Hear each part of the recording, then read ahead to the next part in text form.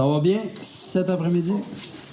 Avant qu'on commence, j'aimerais ça qu'on puisse se situer dans le temps. Moi, ce matin, je vais vous parler d'un monsieur qui s'appelait Gédéon. Est-ce que vous connaissez Gédéon? Ouais. C'est pas celui qui va porter des Bibles là, dans les hôtels. Là. Hein? Ça, c'est les Gédéons. Mais Gédéon, comme tel, était un homme que la Bible nous dit que Dieu l'avait appelé vaillant héros. Et lui-même, se disant, lorsque l'ange lui dit « Vaillant héros », il dit « Ah oui ». Il dit « L'Éternel est avec toi ». Il dit « Ah oui, si l'Éternel est avec moi, pourquoi qu'on a tous ces troubles-là? » Puis c'est une réflexion qui va de soi pour tout le monde. Il n'y a rien de nouveau sur le soleil, nous disait l'Ecclésiaste. Je veux dire, ce que Gédéon pensait, moi aussi, des fois, je le pense. Ce que Gédéon demandait à Dieu, moi aussi, je le demande des fois.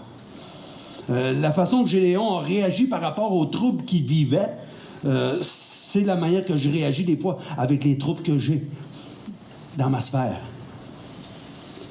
Demande un signe. Gédéon demande un signe. Avez-vous déjà demandé un signe à Dieu? Avez-vous déjà demandé à Dieu, si vraiment c'est ça que tu veux, ben permets qu'il y ait ceci ou cela. Bon, on est un, puis on est deux. Il y en a deux ici qui ont déjà demandé un signe. Ben, je vous dis, ça va vous arriver si ça ne vous a jamais arrivé.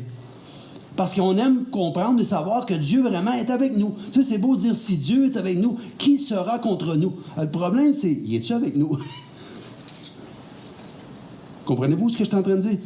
Jeune, j'aimais ce verset-là. C'est un des premiers versets qui a attiré mon attention lorsque j'avais 14-15 ans. Si Dieu est avec nous, qui sera contre nous? J'ai dit, ben, ça fait du sens. J'avais 14-15 ans, j'ai dit, ça fait du sens. Si Dieu est avec moi, qui peut être contre moi? La deuxième réflexion qui est venue, c'est, y es-tu avec toi? C'est bien important de se poser la question, est-ce que Dieu est là avec moi? Est-ce que Dieu travaille dans mon cœur par son Esprit Saint? Est-ce que Dieu, justement, est en train de faire le travail que lui seul peut faire dans mon cœur? C'est la question qu'on devrait tous se poser. On demande des signes. Gédéon demande un signe. On va voir pourquoi il a demandé un signe, quel signe il a demandé, pour savoir qu'est-ce que nous, on aurait fait, et qu'est-ce que nous, on ferait si on était dans des conditions similaires à Gédéon.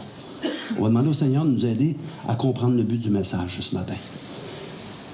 Éternel, notre Dieu, notre Père, encore une fois, on te prie de nous accorder la sagesse, le discernement, l'intelligence, afin de comprendre ces choses que tu veux que nous comprenions à travers les décisions, les choix que ces personnages bibliques ont pris. Seigneur, Salomon nous disait, il n'y a rien de nouveau sur le soleil, tout demeure comme dès le début. Seigneur, on comprend que ce qui est arrivé à Gédéon a arrivé à d'autres aussi, et même à moi-même. Peux-tu nous donner le discernement de bien comprendre ce que toi tu peux faire dans chacun de nos vies? C'est par les mérites de Jésus qu'on prie. Amen. Donc, Gédéon demande un signe à Dieu. On nous dit au verset 33 du chapitre 6, je ne sais pas si vous avez vos Bibles, dans le chapitre 6, le verset 33, ceux qui peuvent y tourner, Juge, le livre des juges, parce que Gédéon vivait dans le temps des juges. Donc, pour se situer, on a Moïse, on a Josué, puis après ça, le temps des juges commence. On est d'accord? Donc, ils sont rendus dans la terre promise. Josué a traversé le Jourdain. Josué est déjà décédé. Et là, il va y avoir 12 juges. Puis un de ces 12 juges-là est Gédéon. Puis on va voir pourquoi il est devenu un juge en Israël. Donc, on lit au verset 33 du chapitre 6. « Tout Madian, Amalek et les Bédouins de l'Orient se rassemblèrent, passèrent le Jourdain et campèrent dans la vallée de Jizréel. » Donc, on voit qu'il y a une armée là, qui s'en vient contre Israël. Gédéon fut revêtu de quoi? De l'Esprit de l'Éternel. Il sonna le corps. Le clan d'Abiézer fut convoqué pour marcher à sa suite. Il envoya des messagers dans tout Manassé qui fut aussi convoqué pour marcher à sa suite. Il envoya des messagers dans Azer, dans Zabulon et dans Nephtali qui montèrent à leur rencontre. Gédéon dit à Dieu, « Si tu veux sauver Israël par ma main, comme tu l'as dit, alors voici, je vais mettre une toison de laine sur l'air. Si la rosée vient sur la toison seule, et que tout le terrain reste sec, je reconnaîtrai que tu sauveras Israël par ma main, comme tu l'as dit.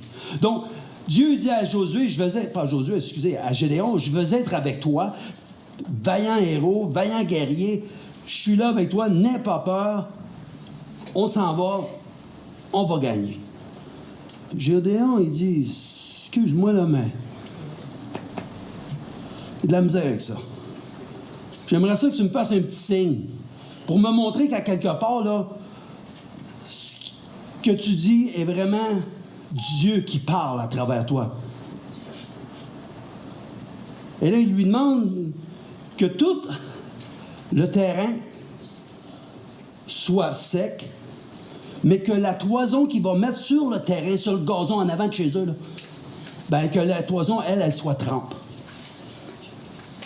Puis il se lève le matin, puis il voit que le terrain est sec, puis que la toison est trempe.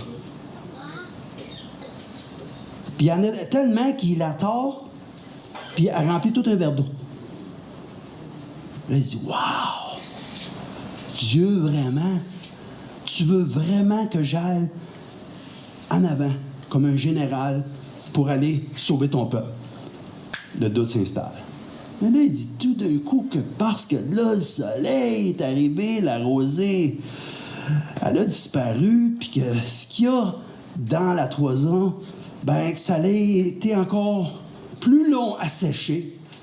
C'est peut-être pas vraiment le bon signe. Hey, Seigneur! Il y en a arrivé une idée. On va regarder son idée. Il fut ainsi le jour suivant, il se leva le bon matin, pressa la toile, il exprima la rosée de la toison plein une couple d'eau, comme je vous disais.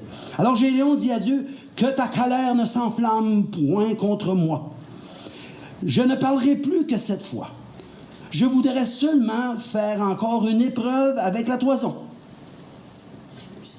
Que la toison seule reste sèche et que tout le terrain soit froid, soit trempe. Fait qu'autrement dit, il dit à Dieu, il dit, tantôt je voudrais que la toison soit trempe et le terrain sèche.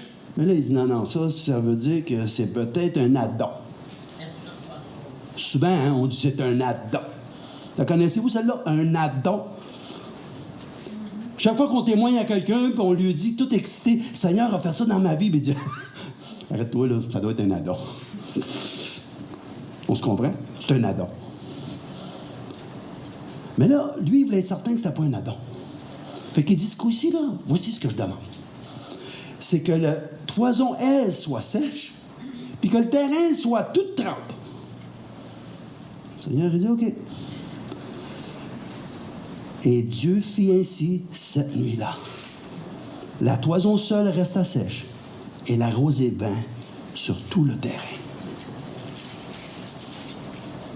Comme on dit en anglais, I got no choice. J'ai plus de choix. J'ai demandé A, il m'a donné A. J'ai demandé B, il m'a donné B. Maintenant, à moi de jouer. On est d'accord? Donc, Gédéon a la confirmation de Dieu comme de quoi qu'il doit être le vaillant héros, le guerrier que Dieu cherche.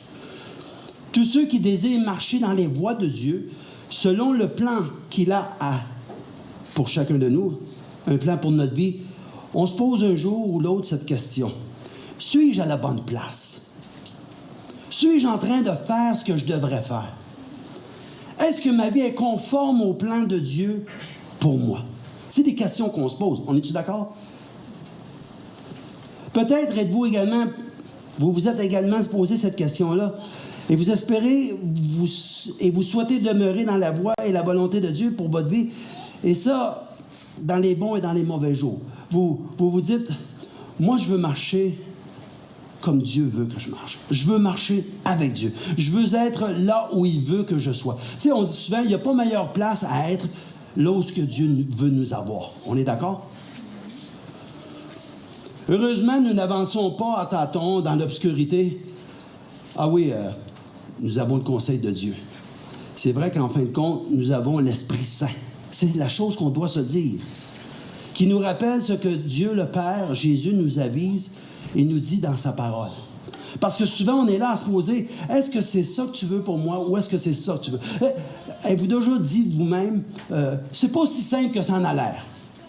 Tu sais, on veut ceci, on veut cela, mais c'est pas tout écrit dans la Bible. Là. Chacune des questions qu'on a, la réponse n'est pas tout le temps là.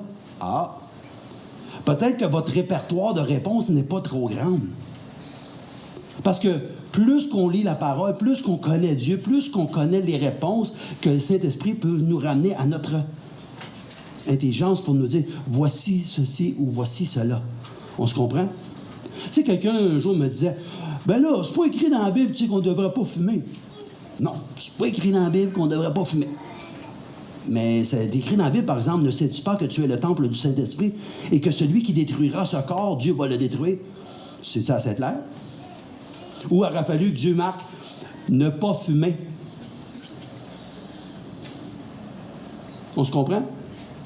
Souvent, on essaie de trouver des petits détails pour essayer de justifier nos comportements. Jésus dit même, le Consolateur, l'Esprit Saint, que le Père enverra en mon nom, vous enseignera toutes choses et vous rappellera tout ce que je vous ai dit. Qu'est-ce que ça vous dit à vous autres? Je vous rappellerai tout ce que je vous ai dit. Est-ce que vous comprenez ce que Jésus voulait dire quand il a dit « Il vous rappellera toutes choses, il vous rappellera tout ce que je vous ai dit ».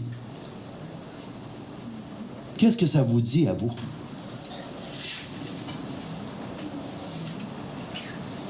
Il faut faire confiance à Dieu. Mais Dieu nous parle à travers sa parole.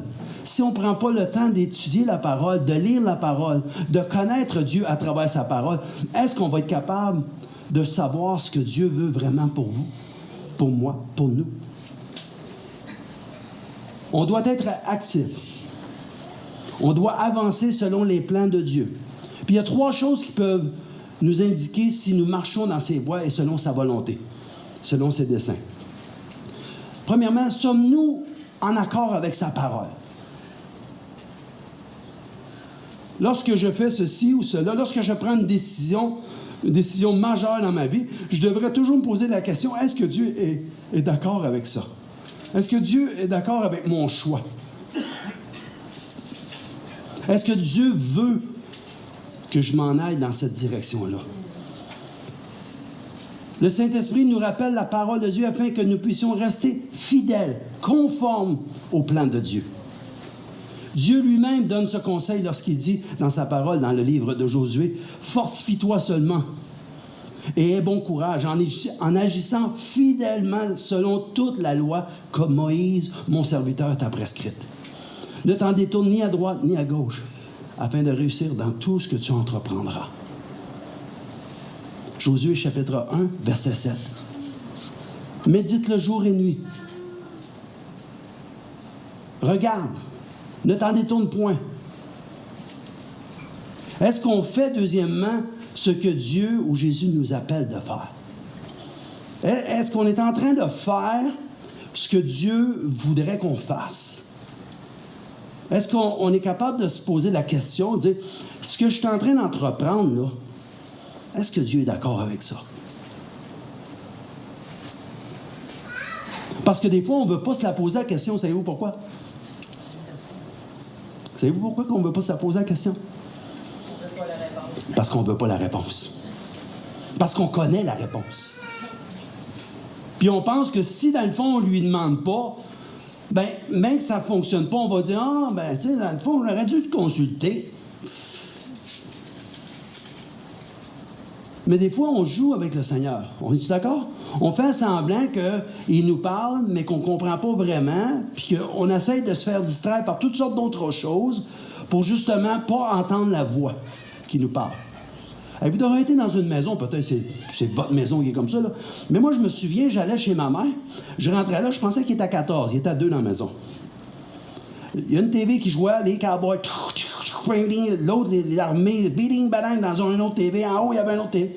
J'ai dit, coudonc, est-ce que tout le monde écoute ça, cette TV-là? Ma mère, elle dit, j'aime ça quand il y a du bruit, moi, dans la maison. Je me sens pas tout seul.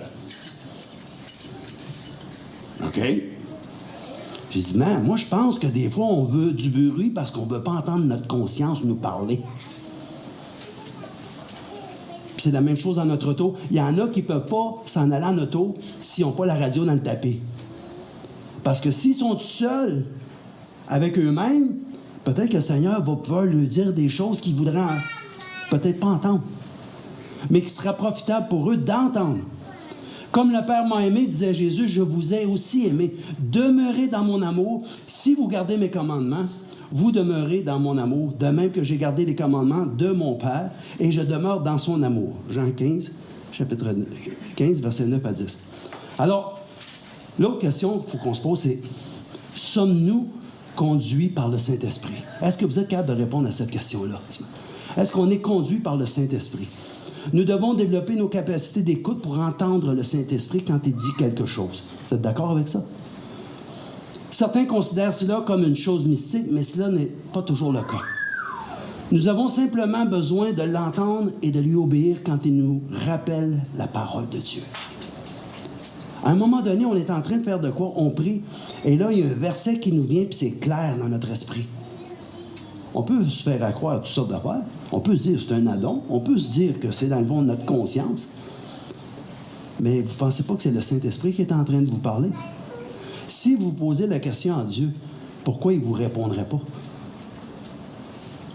Ce qu'il veut faire, par contre, c'est vous assurer que quelque part, que c'est lui vraiment.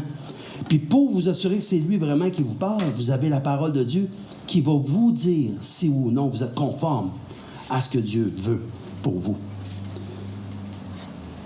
Car tous ceux qui sont conduits par l'Esprit de Dieu sont quoi? Sont fils de Dieu. Romains 8, verset 14. Maintenant, il ne faut pas se leurrer. Romains 8, 9 nous dit la chose suivante. Pour vous, vous ne vivez pas selon la chair, mais selon l'Esprit, si du moins l'Esprit de Dieu habite en vous. Si quelqu'un n'a pas l'Esprit de Christ, il ne lui appartient pas. Donc, si on n'a pas l'Esprit de Christ, on ne lui appartient pas. Donc, le Seigneur nous dit à travers son serviteur Paul, si du moins l'Esprit de Dieu habite en vous. Donc, j'aimerais ça qu'on puisse revenir à Gédéon et regarder le verset 1 à 14 dans le chapitre 6. Les Israélites firent ce qui est mal aux yeux de l'Éternel, et l'Éternel les livra entre les mains des Madians pendant 7 années. Donc, Israël est entre les mains des Madians pendant 7 années. La main de Madian fut puissante contre Israël. C'est à cause de Madian que les Israélites se firent des tranchées dans les montagnes, des cavernes et des fortifications. Quand Israël avait semé, Madian montait avec Amalek et les Bédouins de l'Orient, et il montait contre lui. Quand Israël avait semé, oui, il campait en face de lui, détruisait les productions du pays jusque vers Gaza et ne laissait en Israël ni vivre, ni brebis, ni bœuf, ni âne. Donc, en fin de compte, ce qu'il faisait, c'est qu'il allait les persécuter. Il allait ravager leurs récoltes, il allait voler leurs animaux, il prenait tout ce qu'il voulait. Les autres devaient aller se cacher pour ne pas se faire tuer. Puis eux autres, ils étaient le peuple d'Israël, le peuple de Dieu. Et ils se posaient des questions. Si Dieu est avec nous, comment ça que toutes ces choses-là nous arrivent? Nous autres, qu'on a entendu dire que Moïse, la mer s'est ouverte, l'eau est sortie du rocher, la manne descendait tous les jours, les cailles sont arrivées. Josué nous a rappelé toutes ces choses-là. On est traversé le Jourdain de la même manière qu'il a traversé la mer Rouge. Puis là, nous autres, les Madians, sont constamment sur notre cas. Sont constamment sur notre dos. On est toujours en guerre, puis on est toujours obligé d'aller se cacher. On nous dit, quand ils montaient avec les troupeaux et leurs tentes, au verset 5, ils arrivaient comme une multitude de sauterelles, ils étaient innombrables, eux et leurs chameaux, ils venaient dans le pays pour le ravager. Israël fut très appauvri par Madian, et les Israélites crièrent à l'Éternel. Lorsque les Israélites crièrent à l'Éternel au sujet de Madian, l'Éternel leur envoyait quoi? Il leur envoyait un prophète. Donc, l'Éternel répondait. L'Éternel leur envoyait un prophète, un homme qui parlait de la part de Dieu. Dieu entendait leurs cris. Dieu voyait leur misère. Il leur envoyait un prophète. Et regardez ce qui arrive. Il leur envoya un prophète et il leur dit ainsi, parle l'Éternel, le Dieu d'Israël, je vous ai fait monter d'Égypte, je vous ai fait sortir de la maison de servitude, je vous ai délivré de la main des Égyptiens et de la main de tous vos oppresseurs, je les ai chassés devant vous et je vous ai donné leur pays. Je vous ai dit, je suis l'Éternel votre Dieu, vous ne craindrez pas les dieux des Amoréens dans le pays desquels vous habitez. Mais quoi? Mais vous n'avez pas écouté ma voix. Vous avez fait à votre tête. Vous vous plaignez que vous êtes en train de vous faire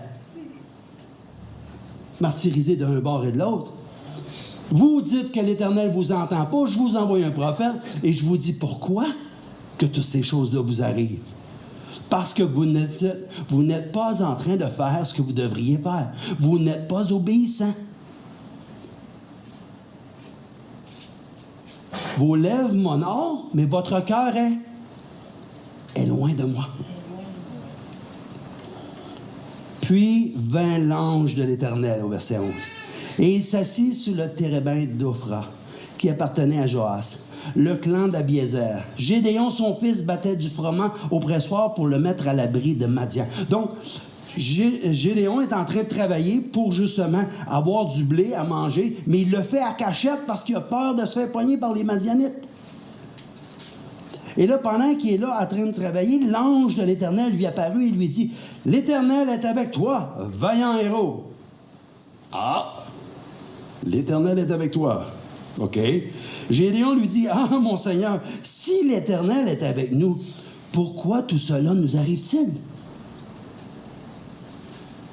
Si Dieu est avec nous, comme tu le prétends, pourquoi est-ce qu'on est dans la misère comme ça? » Est-ce que l'ange lui dit et commence à lui expliquer pourquoi il est dans la misère? Regardez bien ce que l'ange lui dit. Et sommes-nous tous... si l'Éternel est avec nous, pourquoi tout cela nous est-il arrivé? Et où sont tous ces prodiges que nos pères nous racontent quand ils disent, l'Éternel ne nous a-t-il pas fait monter hors d'Égypte? Maintenant, l'Éternel nous abandonne et nous livre entre les mains de Madian. L'Éternel se tourna vers lui et dit, « Va avec cette force que tu as, et tu sauveras Israël de la main des Madians. N'est-ce pas moi qui t'envoie? » Voyez-vous un peu comment que le Seigneur fonctionne? Le Seigneur ne s'ostine pas avec nous autres. Le Seigneur se présente à Gédéon et lui dit, « Vaillant héros, l'Éternel est avec toi. » Puis il dit, « Si l'Éternel est avec nous, comment ça que toutes ces choses-là nous arrivent? » Puis il ne commence pas à lui répondre à sa question. Il lui dit plutôt, « L'Éternel sera avec toi, n'est-ce pas moi qui t'envoie? » Donc, on doit se placer entre les mains de Dieu. On n'a pas à se poser 56 000 questions parce que mon juste vivra par la foi. Parce qu'à quelque part, ça prend la foi en Dieu, de croire que Dieu prend soin de nous, que Dieu nous aime et que Dieu est là pour nous, malgré les épreuves, malgré la tempête, malgré les choses qui peuvent nous arriver, puis on se pose la question, pourquoi ces choses-là nous arrivent-ils? Les choses, ils sont très bien expliquées, c'est pourquoi ça arrivait. Parce qu'ils n'écoutaient pas ce que Dieu leur disait de faire. Est-ce que nous, on écoute toujours? La question, on doit se poser à nous-mêmes. L'Éternel se tourna vers lui et lui dit, « Va avec cette force que tu as et délivre Israël de la main de Madian. N'est-ce pas moi qui t'envoie? » Donc, autrement dit, faites-en pas, je suis avec toi. Savez-vous à quoi ça me fait penser, ça? Je ne sais pas si vous avez déjà entendu cette histoire-là. Il y avait un boxeur, puis il boxait, puis pendant qu'il boxait contre l'autre, il mangeait des coups dans la figure, puis il mangeait des coups sur le bord de la tête, puis un coup dans le chou. Puis d'un coup, il revenait après le round, il venait s'asseoir, puis là, son coach, il était là, puis lâche pas, tu vois, il te touche pas, je te le dis, là, lâche pas, tu vas l'avoir. Puis il retournait, deuxième round, biding, badang, puis il mangeait un autre coup. Puis là, le round fini, il se restait dans le coin, puis il dit, lâche pas, tu vas l'avoir, il te touche pas, je te le dis, là, vas-y, mon gars, tu vas l'avoir. Puis là, ça ressonne encore, puis il rebond, bing, bang, un coup de poing, un autre coup de poing, il se rassit sur une chaise encore. Puis là, son coach, il dit, lâche-toi pas, il te touche pas. Hey, il dit, coach, là, écoute-moi bien, là, si lui ne me touche pas, check l'arbitre parce qu'il y a quelqu'un qui me fesse. On se comprend-tu ce qu'on est en train de dire là? C'est que souvent, on se pose la question, si Dieu est avec moi, comment ça que j'ai tout ça, ces coups-là? Si Dieu est avec nous autres, comment ça que tous ces troubles-là nous arrivent? Si Dieu est avec nous, pourquoi que nous, on a à souffrir comme on souffre là? Ben, savez-vous quoi? C'est à travers la souffrance souvent que l'humilité vient. C'est à travers la souffrance souvent que Dieu est capable d'avoir notre attention. C'est lorsqu'on est dans la souffrance qu'à quelque part on a une meilleure oreille à écouter ce que Dieu veut nous dire. C'est lorsqu'on est au désespoir qu'à quelque part on se dit, ben là maintenant, il va falloir que je me ferme puis j'écoute. Il va falloir que je fasse ce qu'il me demande. Puis sais-tu quoi? J'y arriverai pas tout seul, donc je vais avoir besoin de lui. Soudainement, on devient des êtres malléables. Malléables entre les mains de Dieu. Donc, on ne souhaite pas la misère à personne. Mais si on veut être honnête avec soi-même, quand est-ce qu'on est venu à Dieu? Quand tout allait bien? Quand tout marchait comme sur des roulettes? Ou qu'on se faisait à croire que tout allait bien? Ou bien quand que les choses allaient pas aussi bien qu'ils devraient aller? Vous pouvez répondre vous-même à ça. Gédéon lui dit, « Mon Seigneur, avec quoi délivrai-je Israël? Voici ma famille est la plus pauvre en Manassé, et moi, je suis le plus petit dans la maison de mon père. » Ah, ben c'est un gars comme toi qu'on a besoin. Savez-vous pourquoi il avait besoin d'un gars comme Gédéon? Parce qu'il se voyait comme le plus petit, des plus petits, dans les plus petits. Fait qu'il se voyait bien petit. Puis parce qu'il se voyait bien petit, Dieu disait, je peux faire quelqu'un de grand avec toi. Allez voir ce que Saül, Saül s'est fait dire par Samuel. Samuel dit à Saül, lorsque tu es petit à tes yeux, Dieu a fait de grandes choses avec toi. Mais lorsque tu es devenu grand à tes yeux, Dieu n'a pas pu faire rien avec toi. On se comprend?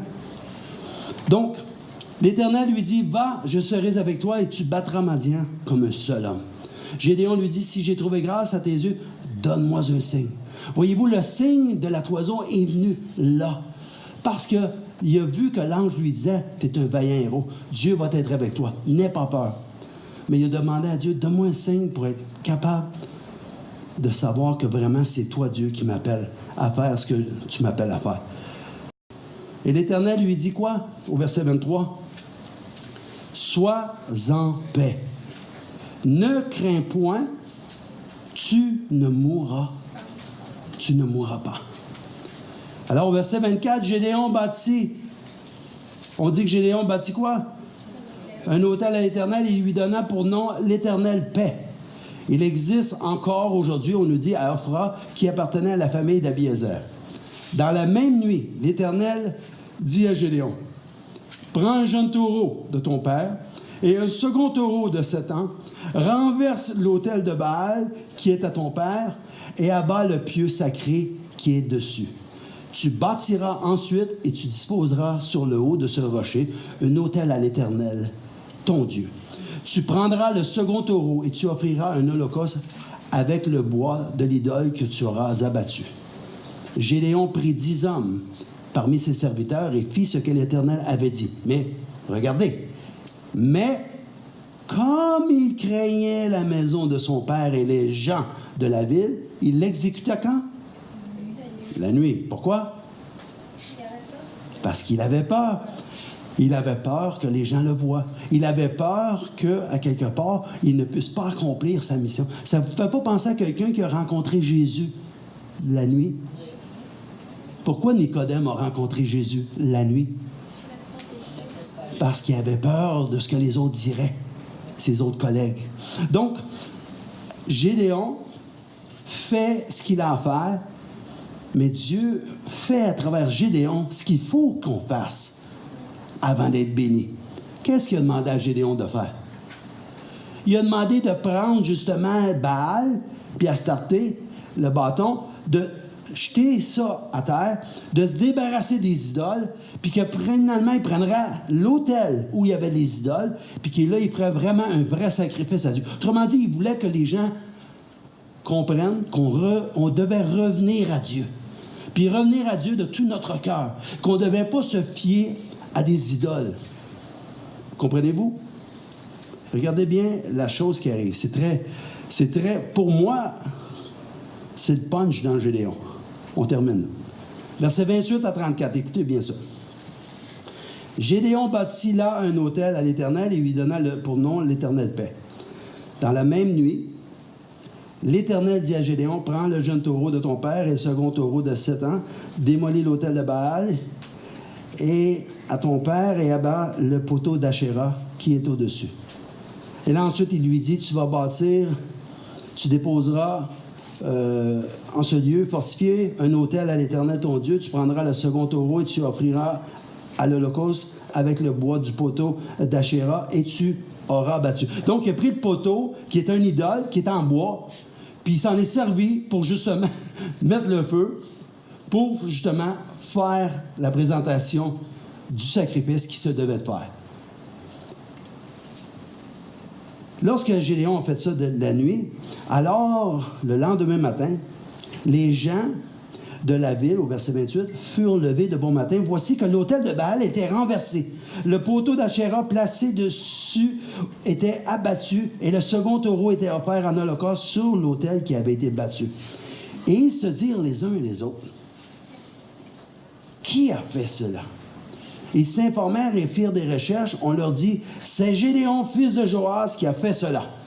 Donc, on pense souvent qu'on est tout seul, mais même si on fait les choses la nuit, on n'est pas tout seul. Il y a des gens qui avaient vu que Gédéon, avec des hommes, avait fait ça. Alors, ils vinrent voir, de la ville dire à Joas, le père de Gédéon, fais sortir ton fils et qu'il meure, car il a renversé l'autel de Baal et abattu le poteau d'Achéra qui est au-dessus.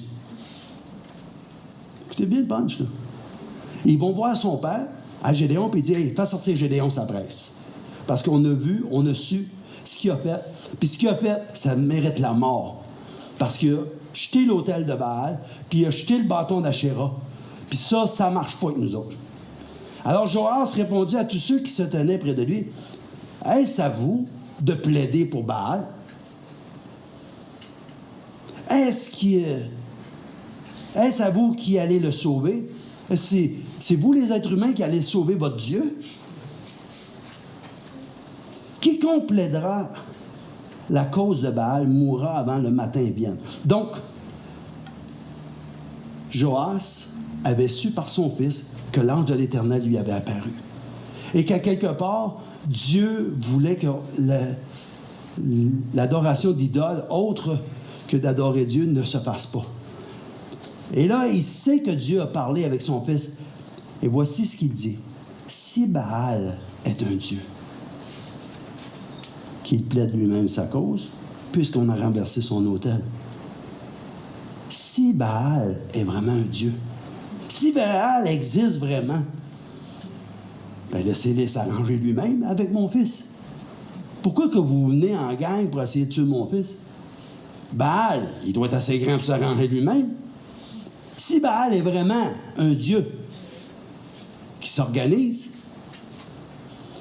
et c'est des réflexions qu'on devrait toujours, nous, ici, avoir. Sachant que Dieu est avec nous, sachant que Dieu est le Tout-Puissant, sachant que Dieu opère des miracles, sachant que Dieu est au contrôle de toutes choses, on ne devrait jamais se laisser intimider par les autres. Jamais, jamais, jamais. Si quelqu'un vous dit « Ah, mais tu crées ça, toi, un bon Dieu qui fait qu'il y a plein de guerres dans le monde. » OK, il n'y en a plus de bon Dieu. Y a-t-il des guerres encore? Ben oui. Bon, mais ça n'a pas rapport avec le bon Dieu. Et vous comprenez ce que je suis en train de vous dire là? Il y a plein de monde qui disent que parce qu'il y a du monde qui meurt dans le monde, c'est la preuve que Dieu n'existe pas. Ben, si Dieu n'existe pas, est-ce que ça doit donner de la nourriture à ceux qui sont en train d'en manquer? Comprenez-vous? Eux autres, ils ne raisonnent pas, là. Ils disent que Dieu, si Dieu vraiment existait, ben, il n'y aurait pas tous ces malheurs-là. Alors, dites la même chose qu'eux autres. Ben, Dieu n'existe pas. Et là, ils vont te regarder parce qu'eux autres, ils s'attendent que vous allez vous battre pour Dieu. Mais vous avez le droit de vous battre pour les faire réfléchir. Bon, on lui dit, Dieu n'existe pas. Est-ce qu'il y a encore les malheurs dans le monde? Puis ils vont vous dire, ben oui, ben oui, il va y avoir encore des malheurs. D'abord, les malheurs n'égalent pas Dieu. Les malheurs égalent ceux qui veulent rien savoir de Dieu. Ceux qui veulent être leur propre Dieu, ceux qui veulent faire selon leur volonté et non la volonté de Dieu. C'est ça le problème avec le malheur des gens la plupart du temps. C'est que finalement, on a mis Dieu dehors. Les gens disent, ça n'a jamais été aussi mal que ça dans les écoles. Mais qu'est-ce qu'on a fait dernièrement dans les écoles qu'on n'avait pas fait anciennement? On a enlevé le crucifix, on a enlevé la prière, on a enlevé l'instruction de la Bible, on a enlevé. Bien, peut-être que si vous aviez laissé un peu de tout ça là, ça irait peut-être un petit peu mieux que ça va là. Mais il faut les emmener à réfléchir à ces choses-là. Parce que finalement, c'est toujours la faute des autres et non la leur. Alors, est-ce que Baal est un dieu? C'est la question qu'on a posée ici à Gédéon. Qui plaide lui-même, pas Gédéon, à son père, Joas, qui plaide lui-même sa cause puisqu'on a ramassé son autel. Et en ce jour-là, Gédéon a obtenu le nom de Jérubbaal en disant que Baal plaide contre lui puisqu'il a renversé son autel. Donc, Gédéon a passé pour un héros. Pourquoi? Parce qu'il avait été capable de confronter le Dieu qu'eux autres avaient. Et il a eu le nom de Jérubbaal. Et ça, c'est au verset 32. Au verset 33, on dit « Tout Madian, Amalek et les fils de l'Orient se rassemblèrent et passèrent le Jourdain et campèrent dans la vallée de Jezreel. » Gédéon était revêtu de quoi? De l'Esprit de l'Éternel. Il sonna la trompette et Abiézer fut convoqué pour marcher à sa suite. Qu'est-ce que cela veut bien dire? Il fut revêtu de l'Esprit de Dieu. Qu'est-ce que ça veut dire pour vous? Il fut revêtu. J'ai une citation ici d'Ellen White où elle parle d'une nouvelle mesure de force. Elle dit « Ceux qui consacrent âme, corps et esprit à Dieu, en purifiant leurs pensées par l'obéissance à sa loi, recevront sans cesse une nouvelle mesure de force physique et mentale. Il y aura de nouvelles aspirations envers Dieu et des prières ferventes pour comprendre clairement le rôle de l'œuvre du Saint-Esprit. Il ne nous appartient pas de nous servir de lui, en parlant du Saint-Esprit. C'est au Saint-Esprit de nous employer, de façonner, de modeler chacune de nos facultés. Testimonies on Sabbath Schoolwork. Alors, demandons à Dieu, et je finis avec ça, demandons à Dieu, au Seigneur, de nous revêtir de son esprit. Souvenons-nous de ce que Jésus a dit dans Luc 11, verset 13. « Si donc méchants comme vous l'êtes, vous savez donner de bonnes choses à vos enfants, à combien plus forte raison votre Père ne vous donnera-t-il pas le Saint-Esprit à ceux qui lui demandent? » Soyons de vaillants guerriers, de vaillants héros, tout comme Gédéon. De vrais soldats de l'armée du grand roi. Soyons tous de bons ambassadeurs pour Christ. Que Dieu nous donne la force, la sagesse, la volonté de marcher avec lui jour après jour sans jamais se lasser. Que Dieu nous bénisse. Que Dieu vous bénisse. Amen. Prions. Père, on veut te remercier pour ce message qui nous rappelle que Gédéon a été investi par ton esprit, que tu as fait de lui un vaillant héros, que tu lui as permis d'aller à la guerre pour toi. Seigneur, puisses-tu nous donner à tous et chacun ici d'être de vaillants héros, d'être investis par ton Esprit Saint et d'être capable de faire les choses que tu nous appelles à faire. Et par-dessus tout, apprends-nous à ne point nous tourner de la voie qui nous emmènera à toi. Apprends-nous à prendre des décisions qui vont nous emmener à marcher toujours avec toi. Seigneur, puisses-tu nous conduire dans le chemin de l'éternité. Et c'est par les mérites de Jésus, notre Sauveur, qu'on te prie. À lui seul soit l'honneur et la gloire. Amen.